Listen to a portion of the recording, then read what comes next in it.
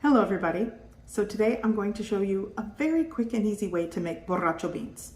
I've also done charro beans this way, well, with the exception of the borracho part, which is the beer that goes into this recipe, and it's easy to make. Here we go. Okay, so let's go over the ingredients.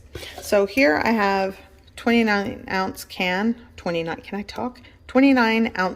of cooked pinto beans. I'll be draining that.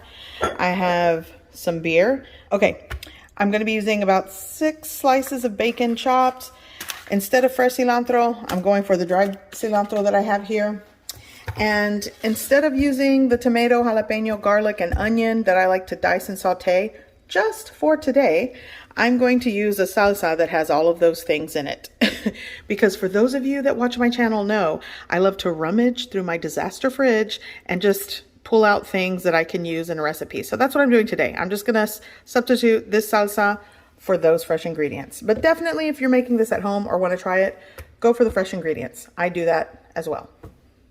So I also will be seasoning and doctoring up things with seasonings and spices. I suggest you do the same. So let's put this together. Okay, I'm gonna go in with my bacon into a cold pan.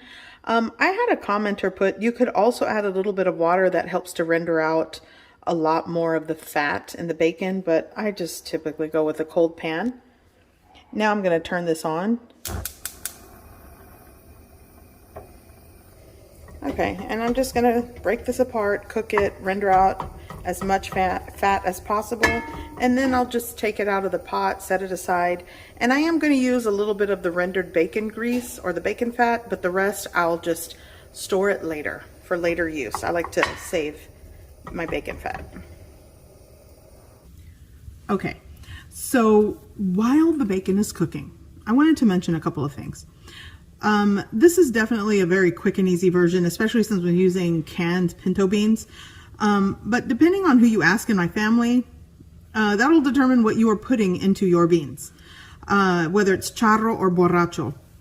I have family members that add chorizo, hot dogs, some add the little cueritos. Now, for those of you that want charro or borracho beans and do not want to add bacon or meat at all, a little trick that I like to do is add chipotle pepper puree in the adobo sauce. That has a very smoky flavor. If you don't want the spice, then add some smoked paprika. There are a lot of ways to impart that smoky flavor, and you don't have to use smoked meats. So there's my little tips and 2 cents. Take it for what it's worth. Hopefully it helps. Okay, so I'm gonna turn this off. This is done. So I'm just going to remove the bacon from the pan. Make sure I just kind of let some of that rendered fat and grease render out. So I'm going to place it here on a napkin. And that is a lot of rendered fat. So I'm going to remove most of it and probably leave like a tablespoon or so of bacon fat in the pan. Here we go.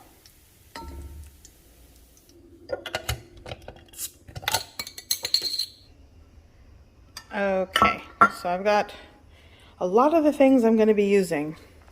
I went ahead and took out a lot of that rendered fat. I left about a tablespoon or so in the pan. So what I'm going to do, typically this would be the part where you saute all of your fresh ingredients. I'm not doing that. I'm using like dried minced onion into the mix here. I'm also going to add, this is just to warm up these dry seasonings, some garlic powder. And I'm also going to be seasoning it with some of this chicken bouillon powder. Throw that in the mix. But I hear it sizzling, so now I don't want to burn anything. I'm going to add my beer, like a cup of beer. That's about 8 fluid ounces. Let that kind of, you know, you want to burn off the alcohol, especially since this is kind of like the quicker version. So we're going to pick up that fond, add my salsa puree, which has all that good stuff, garlic, onion, jalapeno, tomato. It has a kick. Ooh, yeah, that has a kick. I'm going to also add just like a teaspoon of my chicken bouillon powder. You guys know I use the brand Knorr, the Knorr brand, if you're curious. Okay, so gonna give that a mix. Give it a good mix. So I'm gonna add like, oops, maybe like a cup of water because I want this to be brothy. So we're gonna go add the water into the pot. Give that a mix. Here I'm gonna add my dried cilantro. Just a little bit. My son's excited there in the back. Give this a mix. I really want this to kind of simmer, but you know what? I'm just gonna throw it all in the pot. So here I have my drained, rinsed, canned beans going into the pot. All the bacon. There we go. Give that a mix. And I'm gonna bring this to a simmer. And I want these kind of creamy. You don't have to do that, by the way. That's mine. I'll eat that. I want this kind of creamy, so I want it to come up to simmer. And I'm gonna let it simmer for about like 10 minutes. Crank up the heat here. I'm gonna put the lid on it. And once I hear it simmering, I'll lower it just a little bit, and I'm gonna let it simmer for 10 minutes, give it a taste. And this is where you get to be creative. Add whatever you want into the pot with your dry seasonings and spices, and salt to taste. Okay, so now I'm gonna check the beans. It's been about like 12, 13 minutes. Okay, oh, that's kind of hot. Eee! Okay, so I'm gonna shut this off. I already know they're done. I mean, the beans were already cooked. So this smells amazing.